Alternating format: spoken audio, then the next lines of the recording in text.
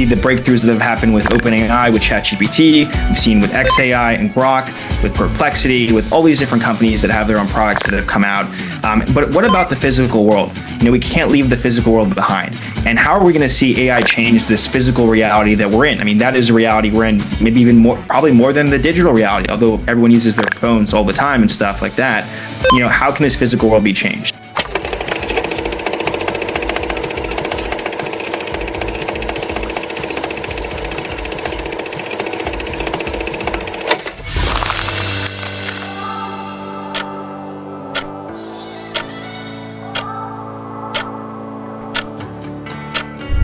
All right, here's another podcast of Building a Better World. I'm really excited to have my good friend and the founder and CEO of Syntilay, Ben Weiss, on the show today. Ben, welcome.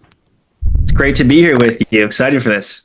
Yeah, man, it's been a long time coming. It's really great to see you. And, you've been blowing up all over the press and doing amazing things, as always, around the world. And so it's great to catch up, and would love to, hear some of the stories and some of the learnings that you've had over the last couple of years, I guess, since we've last seen each other. So I think it was like last maybe in Miami 22 time period. So.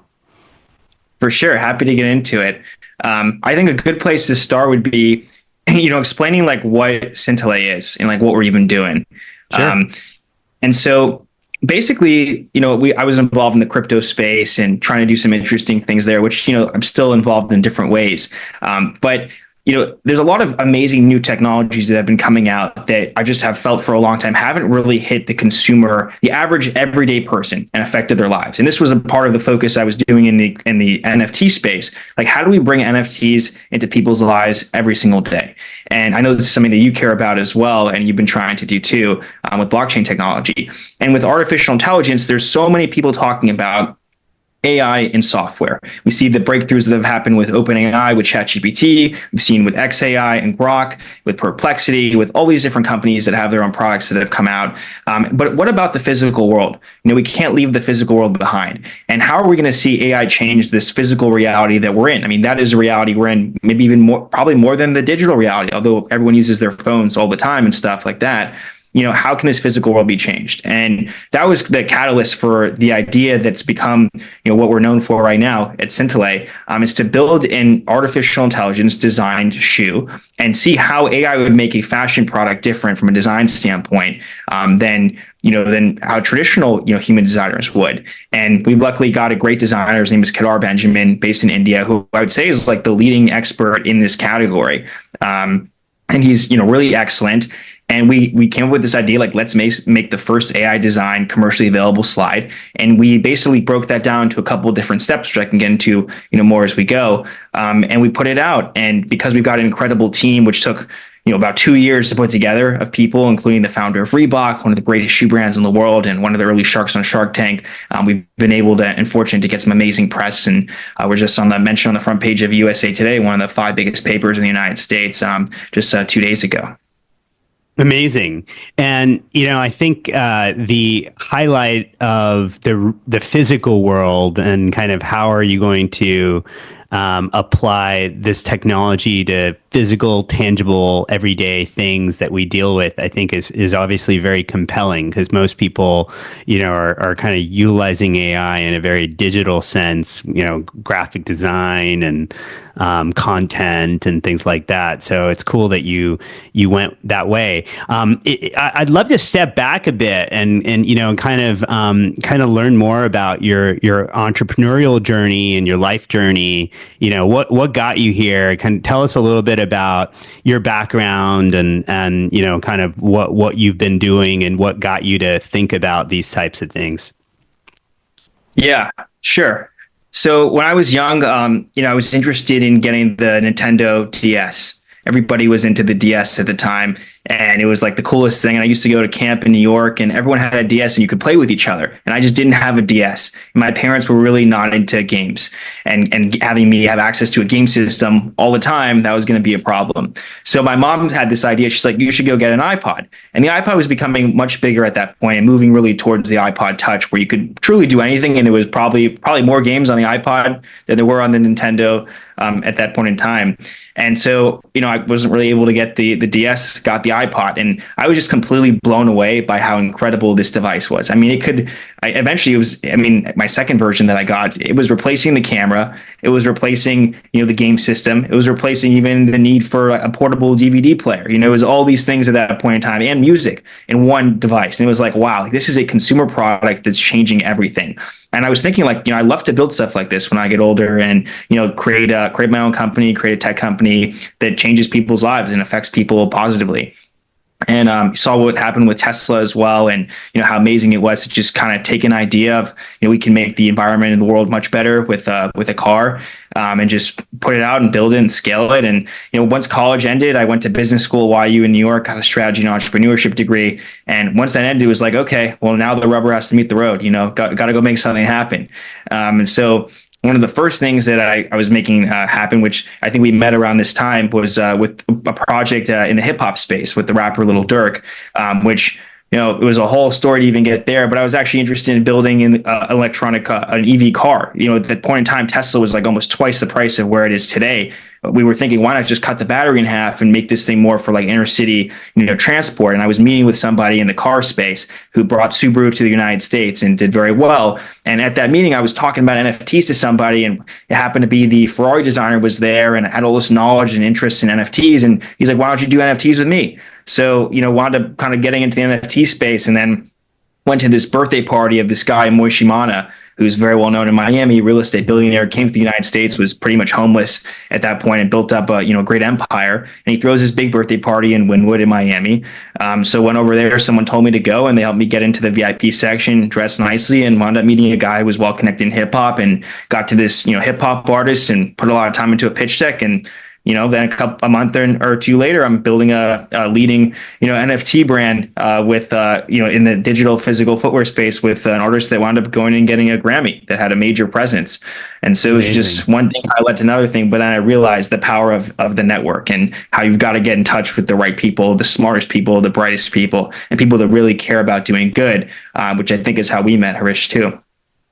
Yeah, no, we met exactly that time, and it was, really, really awesome to connect, and to hear your passion around what you were building, and we had a ton of commonalities as well, and similarity in those values. So I'm glad to hear kind of more detail around that story, and where it's come from there.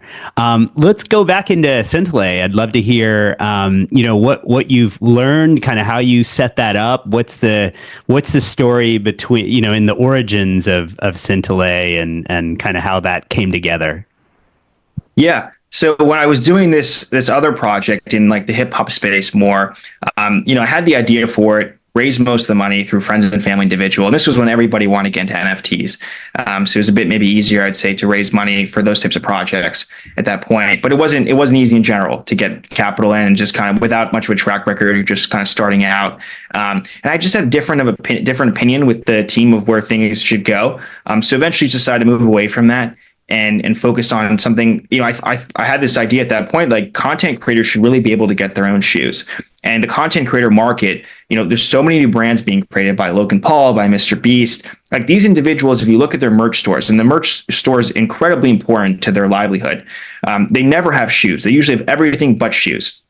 And why would they not be able to get into the shoe space if they can sell everything else? They definitely would be able to sell shoes. And the question is, what's prohibited that currently? Mm-hmm. And so that's kind of where this idea for Syntilay started, thinking about how can we bring these people in? So what I realized was we needed to go and build the exact same athlete level supply chain, the supply chain that Nike, Reebok, Adidas, Puma have for these types of individuals. And so now it's not like you're just making another merch item, because they clearly didn't want that. They wanted athlete level quality. So I spent like 2 years putting this all together, reaching out to factories all around the world, meeting with virtually every major retailer, trying to get the best board of advisors to help me with this, that's been there and done that, and just kept going, because I think this opportunity could be the biggest opportunity in footwear today.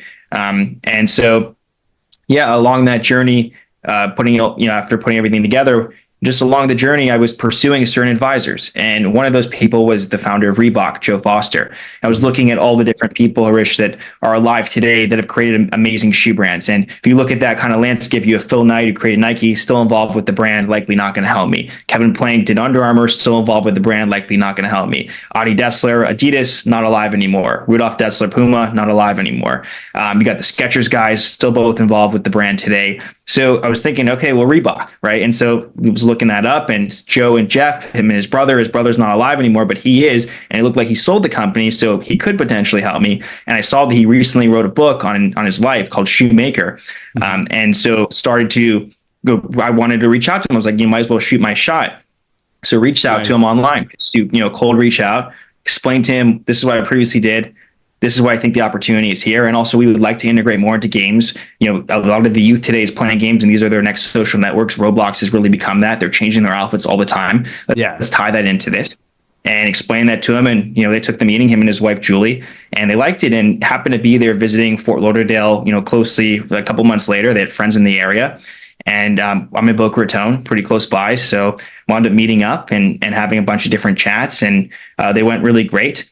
And it was really nice because, sometimes when and this from the investment world, sometimes when you're trying to get things going, you need somebody that's willing to say yes and be the first one, the lead investor or just the lead backer. And I was trying for some time to get all different people involved and stuff. And, they were just so easygoing. They were like, yep, happy to be the first one, happy to join in, sign the deal. And, we got him on as an advisor. And then when I had that on, I was already talking with Kevin Harrington's team from Shark Tank. And I was talking with some other people, and Kevin Harrington joined in as well. And then got David Meltzer on, who ran the biggest sports agency in the world at a point that the Tom Cruise, Jerry Maguire movie is based on, because he was friends with them both. And it really started to pick up from there. But definitely was fortunate to have him on. It's incredible to have somebody with his knowledge, and him and his wife have given me an incredible amount of time. I've probably met with him 100 times at this point, and to have that kind of level of advice and insights from the founder of one of the greatest shoe brands in the world. And it's not even just like he's the founder. He designed the Classic. He designed the Club C. Those are some of the best selling shoes today. He personally took it to better selling than Nike, to the best selling brand in the world, in $1 billion sales in about 5 or 6 years when entering the US. And to hear the stories he has, like it took him 10 years to break into the United States market to get the right North American, distribution partner. And it really gives you a better understanding of what it takes to make something that scale. So definitely fortunate to have all these advisors, but that's kind of how that came together. Amazing. Yeah, that's, I guess a product of persistence and being prepared for the opportunity. So, and your previous experience, I think, gave you more credibility as well. And the fact that you were long-term oriented around this. It wasn't just a, idea that just came to you suddenly, but something you've been kind of very interested in. That's great. What do you think is the as you think about Syntilay and you think about, you gave the story of Reebok and what Joe has accomplished there as a brand. Can you go into a bit more of the opportunity? And you mentioned it in terms of creators and, them not having shoes as part of their merch store. I'd love to hear kind of more granularity in your side about that opportunity. How do you think that can be executed? Maybe even a customer journey there if I'm a creator and I, want to work with you guys. I think it's also important to take like even just one step back on why we even want to back creators. Yep. Right. You look at today, like the big brands in the footwear space, the big, let's say 4 or 5, a lot of what they're based on is this going after greatness, right? And you want to become super great. And all of them are born and bred in athletics. And most of them was running, and then they've switched over some to basketball as like a primary driver of a lot of sales. But it's all about becoming as great as their athletes. Well, because you're in the business world, And I know, and there's a lot of other people that are great in many other areas and have achieved greatness, but are outside of athletics. So how can we put the youth and just other generations into and put them into the, basically put them into the shoes of these people that they want to be great, like, that are outside of athletics? Why can't we have that soul and that essence into shoes? And when people are young, when they wear the shoes of LeBron James and Michael Jordan, it has an effect on them. They do feel like they can be like these people, they can be like Mike, and that was so successful with Nike's marketing. So what about the DJs? What about the UFC fighters? What about the YouTubers, the Twitch streamers? Are they not great? They're also great. And so they deserve their essence to be put in a shoe, and for people that are inspired to be like them to have that. So that was the kind of the catalyst of this idea. And I think it can really change. Thanks. I think it can really change the dynamic for a lot of these content creators from a revenue standpoint, as well, to build that out. And the way we're doing it currently is we've got this unique process to make shoes with AI. That's, I would say, the fastest way to make a shoe in the world to date, and probably the most affordable too. Our shoe that we've just built it's called the Explorer. It's 70% designed by AI, and that enables us to make shoes very fast. Probably within a month, we can get a brand new design done, if not even quicker than that. It's very, very quick overall, and they're entirely 3D printed.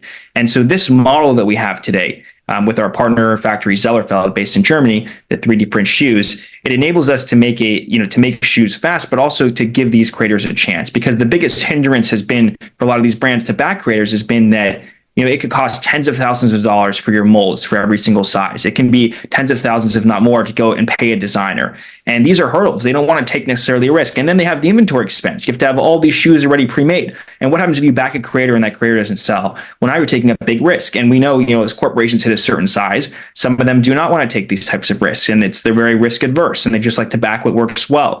And so it's been very hard for any of these creators, let alone even people in the hip hop space, to get any shot at doing shoes with some of these established brands. It's also just a different DNA. They're all athletic and this is lifestyle.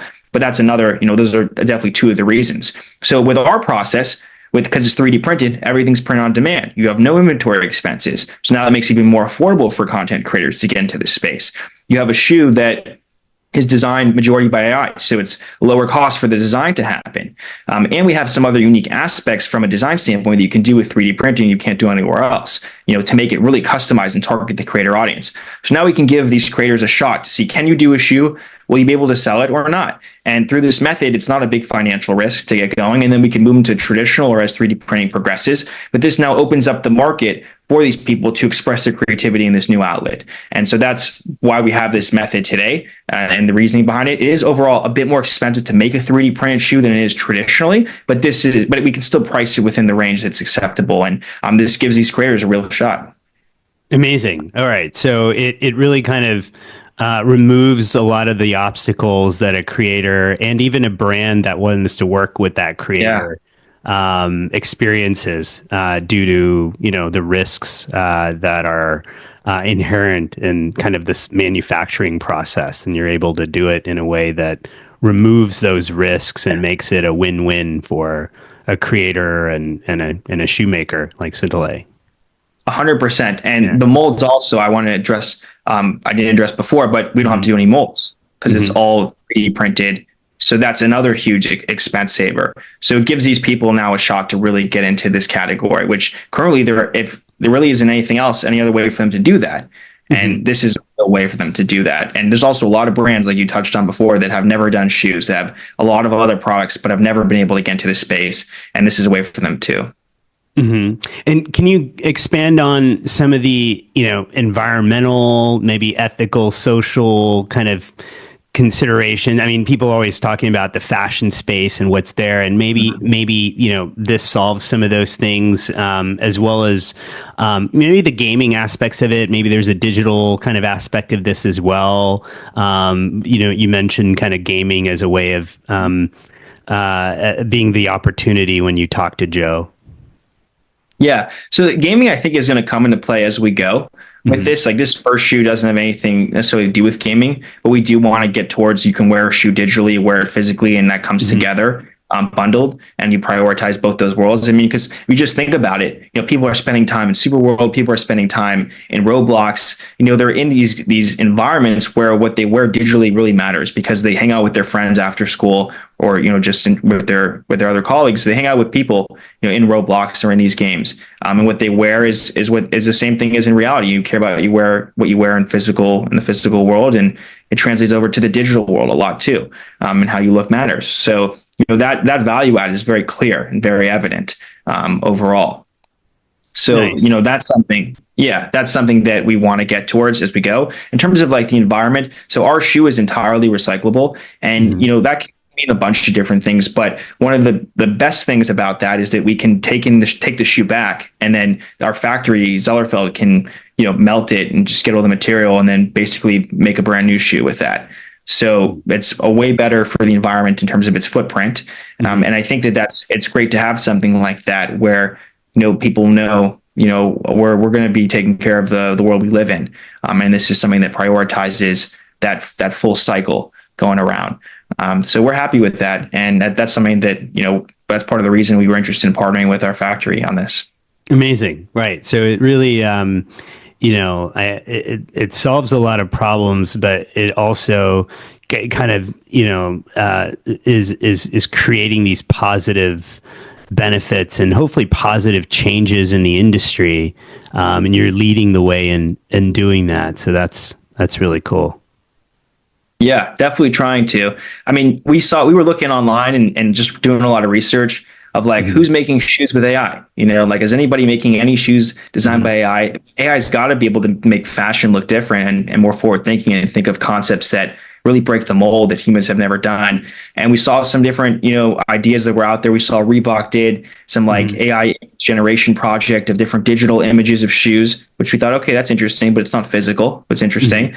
And then Nike teased a concept shoes. None of these you could, really wear. They were all just designed and put out there like, hey, this is kind of what the future can look like. And we were thinking like, wait, we could actually make something like this and make it commercial and get people to get this now. Like, why does this stuff have to be, stuck in a lab, quote unquote? Like, let's really bring this into reality. And, I guess that's the hypothesis, and we tested it, and the world seems to agree that this is something that's a breakthrough in the space. And there's going to be a lot more ways that AI is going to be affecting how we look and fashion and all of that. But there's also some functional benefits too. I was recently having a conversation with somebody who really specializes in making sure shoes fit, patients well that have foot problems and stuff. And we've been reached out to by a lot of people about people with bunion issues and missing toes, and can you have a shoe that's conformed to fit us? And I think this level of customization, because the shoe is scanned to fit you, and we really take your measurements and we 3D print it to your measurements, and I've tried it, it's like the best fit you can get. That is something that is very forward thinking, that it hasn't been accessible. And a lot of people probably would prefer that. Your foot can rub, you can get different, blisters and things like that if you don't have the right fit. And sometimes we just settle, but now you can get the right fit. And that's something also that's been pretty interesting about this development here in the space. Yeah, you make a great point that this is creators is one segment, and there's, the technology and the IP that you're creating can enable a variety of demographics and use cases for the shoes and the process that you're innovating on. So that's pretty cool. How do you think the overall industry is gonna take this? What do you think the opportunities are? Obviously, you've named some of the bigger players in the space. You guys are doing something very innovative. What kind of changes you think might happen in this space from the strides you're making? Yeah, it's a great question. There's a lot of changes that can come. What we're seeing now is a lot of shoes today that have been around 50 years ago that are becoming incredible sellers. And that's great. And there's some amazing people that have been behind making that, what it is. and making it popular and retaining the shoe relevance. But these breakthroughs that we've seen now, we need to see more stuff from a design standpoint that excites people. Joe, the founder of Reebok, Joe Foster, has mentioned to me multiple times, VizTech is what can really differentiate you at having a winning product versus not having a winning product. And VizTech really means is like, when you make an amazing innovation, can people see that just by looking at it? And he talks about On and like what On's done, how they have like the lightest shoes and great running shoes. And everyone can see that sole section, that outsole area, that looks different. That looks like it is the lightest. That looks like air goes through it. And that makes it be different. Whereas like maybe Nike React Foam and what they've done, it could be just as light, but it just looks like a piece of foam and you can't really see that innovation. Mm-hmm. So we've taken that into account here with AI designing. We have pieces that are, protruding out. We have pieces that are indented in. We have a really all-encompassing design, even on the bottom on areas that haven't been affected generally. And we've tried to make this slide something that can be used in the way that people are using it. People are wearing slides outside the house when they go to the store. And the slides have not really been designed to handle that. And they really should be designed for more. So we have like Hoka level comfort in the back. It's very thick and it's really designed to be, it's almost like it's a sneaker, but it's a slide in that level of design. And I think that the industry itself is going to progress more with automation and AI designing all different types of fashion and products. I don't think it's going to replace human beings. It's like if you have somebody telling an AI what to do or just guiding it along that's an expert versus someone who's just, a novice, you're probably going to have a better result from the expert. And I think that that's the relationship we're going to see more in just the footwear and fashion space in general, because the benefits are clearly there. And however much people want to fight things like this, if it's cheaper to make stuff with AI, it's going to just go that route. And human beings need to be able to be this kind of other layer supervising and stuff like that. So that's I would say the way it's probably going to affect the footwear and fashion space just right now. But I would hope we can see a lot more great and amazing innovative designs and then also functionality for people. Amazing. Yeah, for sure. I think there's going to be a definite innovations here in this space, and your application of AI is transforming not only as you said, the VizTech. I like that. I like that term. That's a term, right? VizTech? I think it's a term. It's what he says to me. So I guess it is. Okay. I'm going to start using that. So it's not just the VizTech, but it's the comfort and just the other characteristics of the shoe that might not be VizTech, but overall that are inherent in the feel and the shape and the sizing and the design, everything. So, one thing I'm curious about, and I'm always trying to improve on is, can you tell us a bit more about your kind of personal daily, how do you, as an entrepreneur, as everything's always changing and you've got so much stuff going on. Anything that you can say in terms of personal routines, or what kind of stuff do you read? How do you stay on top of it all? Yeah, it's a great question. I mean, everyone has their own routines. I've had to really develop a routine because without a routine, I was struggling. And you can get anxiety and stuff and it's just not beneficial. But what I did was, and my dad gave me this advice, he's like, you really have to get into fitness. It's like, you got to just start taking care of your health as a major priority. Working out is part of your routine every single day of the week and at least the work week. And so I did that. I started going to the gym. The first thing I do right when I get up is just go to the gym, spend an hour, or so, or sometimes more, sometimes less, but just working out and really prioritizing my health. I felt way better. And that also just keeps your energy level aligned throughout the day. Like, I think we're designed to exercise and we're designed to just expel a certain amount of energy. And if you don't do that, it could be harder to sleep and just other things can happen. So I've really prioritized fitness, eating healthy, less processed foods, just watching what I eat. And that stuff has a big effect because I think your focus can be on other things and on what you're doing as an entrepreneur when you know your health is taken care of. That's one thing. I think from a scheduling standpoint, which I probably can improve on, to an extent, is just make sure you don't schedule too many things back to back to back, and try to give yourself a bit of a break at times. But what I've done is I've built in walks throughout my day. So I do sometimes, 3 to 5 walks just around different, around the area where I'm at, getting outside. And I find that's an incredible way to just get yourself to reset and be focused. And sometimes if you just sit hour on hour after hour after hour, it can have a negative effect on your mind and of course on your body too. And just getting outside and feeling the wind and the sunlight and spending some time just kind of doing something different is really important. So I've just developed that out of it, just kind of started happening. So do some of that.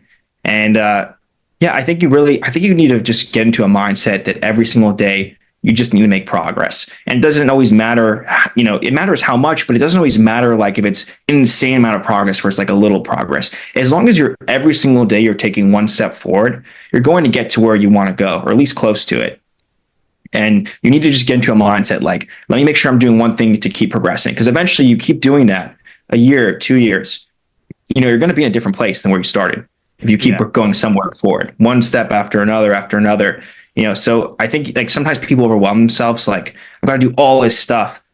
Like, you need to just do everything one thing at a time and just go to the next thing, And that's how I view my days. Like, just one thing at a time. Every day it's my choice to do whatever I'd like. I could do nothing if I want. We all could, but you need to view it as a choice. You need to view it that this is your reality. You make these decisions.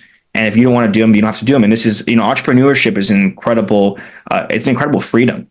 And I'm more interested. The money piece is, of course, exciting. Like, let's build a great company, scale it, or whatever. But the freedom of controlling your time is like amazing. To be able to wake up and do what you want when you want, and have the conversations with who you want to have, and the meetings with people that you want to have, and just build whatever you want that's in your mind. To have an idea and put it out in the world. Like, that freedom is the reason I want to be an entrepreneur, and that I am an entrepreneur, and then I'll hopefully will continue on this path. Although I wouldn't say it's as easy as some of the other paths, it's definitely rewarding to have that freedom, to be able to do that. So as long as you realize that's your bigger goal, I think you can get through anything, essentially. Yeah, it's very well said. I love that. It is, it's a labor of love, because you're doing what you really enjoy and what you're passionate about, and it's kind of creating that freedom to create and to put out in the world what you imagine, right? What you dream of. The coolest. Yeah. That's I think I'll also agree with that statement.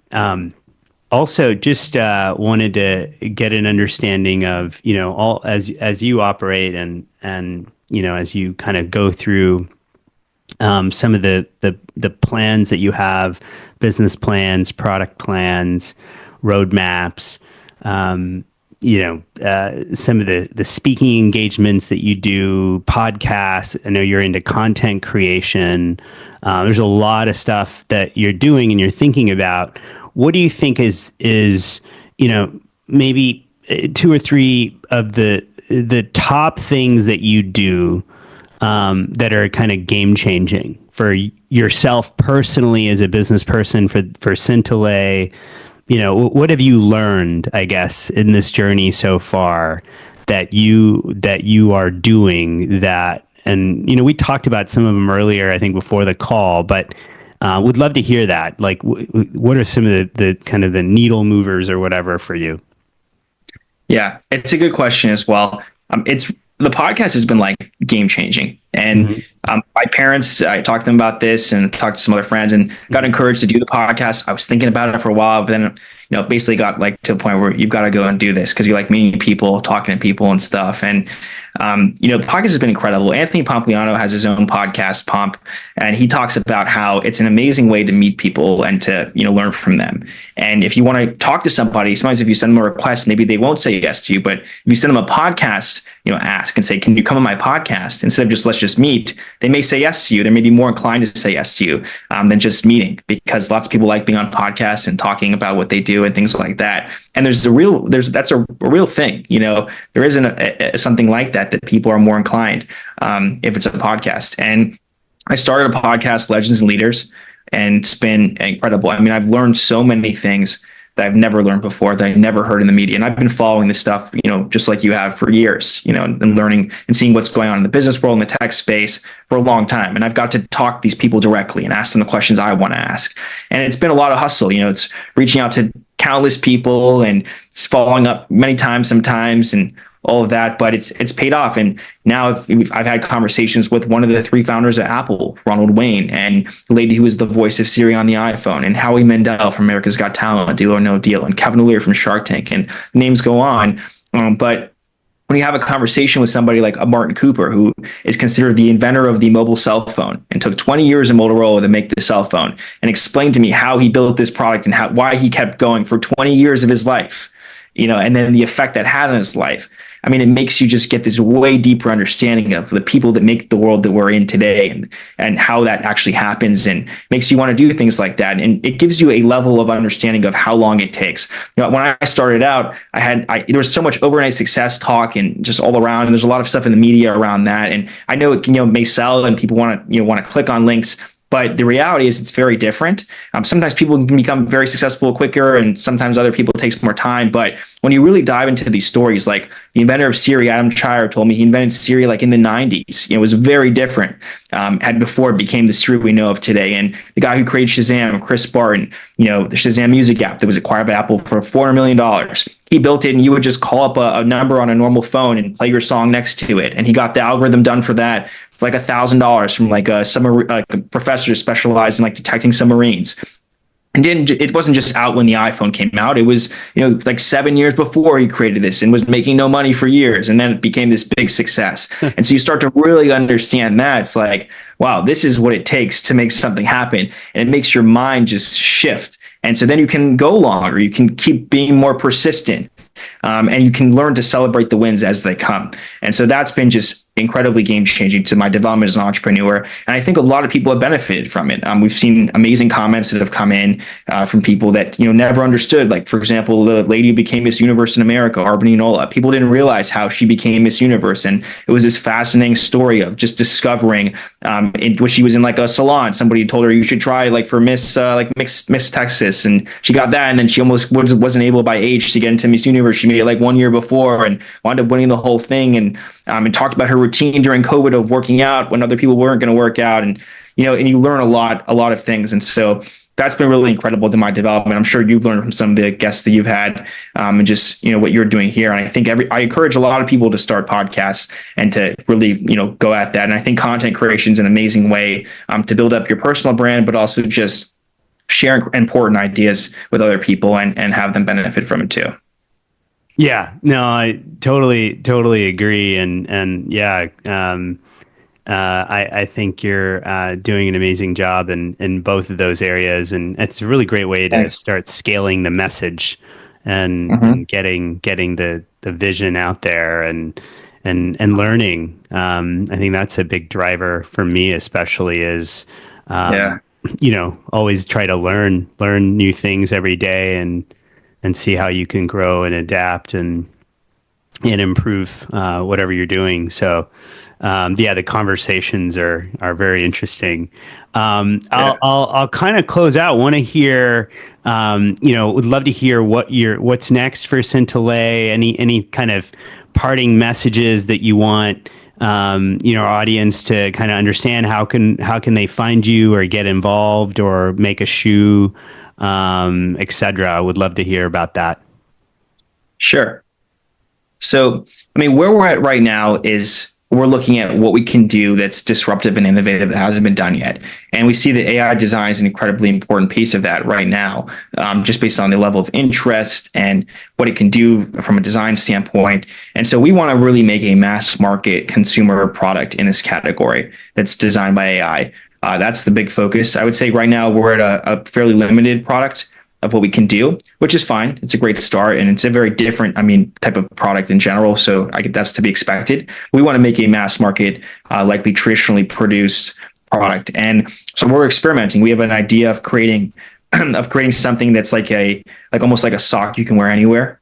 That becomes the most affordable shoe you can possibly get, but it's very cool, and there's nothing lighter and more comfortable than the sock. With today's shoes, we're trying to make everything as light and comfortable as we possibly can, but the sock is already kind of proven it's that, and people wear their socks all the time, even when they're just in their homes and things like that. So trying to bring that to something that replaces the sock in the shoe is definitely the area we're focused on and seeing what can be done there. And that's a big focus at this point.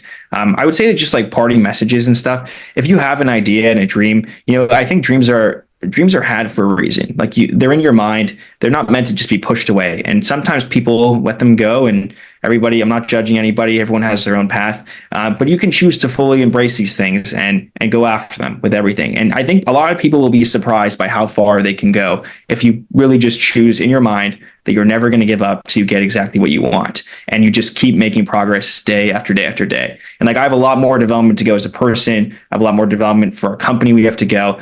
But there's already been some amazing achievements, and it's incredible to see. But it's because of just keep going, and sometimes that's like, and never give up is something that's said a lot, and people sometimes look at it like, all right, like I've heard that, but those words are like very true. And if you go after something and you have the mindset that you're going to never give up, you can make it happen. And you got to believe in yourself that you can make it happen. And sometimes these skills are not taught in schools. I don't think I was ever taught. There was no class on self-belief and confidence, and all of that. But these are skills that you can build and build them sometimes in a more simple way. Go to the gym, take care of your health, try to just be positive in how you talk about other people, even when they're not around, and just, and how you just can talk in general, try to find the good in other people. And that doesn't mean you're biased. It just means you're optimistic, in how you look at the world. And you can do a lot of things if you have the right mindset, if you're focused on really going after what you want and you believe. And I think that a lot of people, we need more people in the world contributing and doing positive things and trying to make people more connected like what you're doing. And the more of that is better. So I just encourage anybody to just go after what they have in their mind and see what can happen. Awesome. One question I always ask, because we are SuperWorld, if you could own a place virtually anywhere in the world and, acquire virtual real estate, where would you do that? What's your favorite place in the world? Well, I haven't been to Dubai yet. I do want to get there, and that they seem to be very innovative. So that would be interesting.